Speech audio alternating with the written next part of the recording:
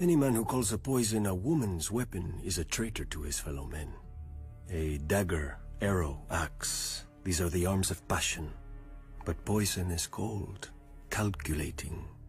Poison is the thought that wakes you in the morning and lulls you to sleep at night. You watch your victim die 1,000 times before you ever offer him that fateful taste.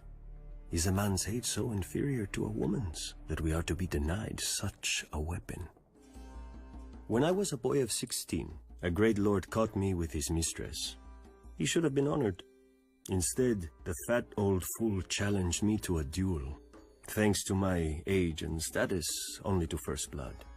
But his mistress and his wife warned me which of my parts he intended to draw first blood from. He was strong and fierce, but slow. I caught him quickly, and the duel ended with honor satisfied. Then his wounds festered, and he died. Ever since, men have called me the Red Viper, a name that never fails to draw a laugh from me, as if a single serpent was all I knew of venom. Essence of nightshade is the gentlest of poisons. A drop dissolved into wine will slow a pounding heart and stop a hand from shaking.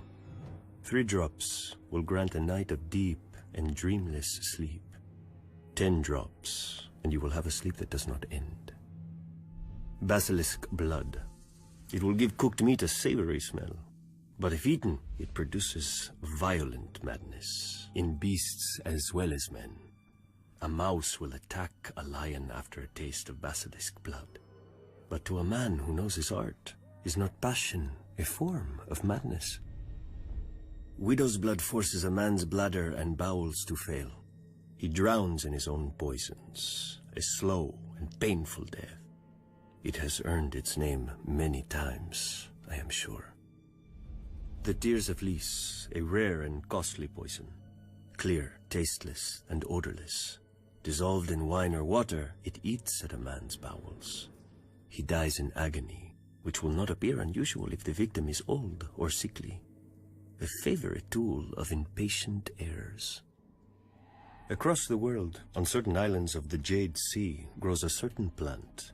The leaves must be aged and soaked in a wash of limes, sugar water, and certain rare spices from the summer isles. Afterward, the potion must be thickened with ash and allowed to crystallize. The process is slow and difficult, the necessaries costly and hard to acquire. The alchemists of Lys know the way of it, and the faceless men of Bravos and the maesters.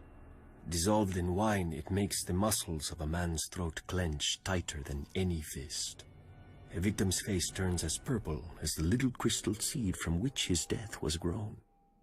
And so we call it the Strangler. Which of these vials would I take from its shelf, you may ask? None. To kill a man at his table or in his bed bores me. To toil hours over a boiling pot, measuring and stirring, bores me. How life begins is always entertaining, and my kind must make sure its end is worth our wait.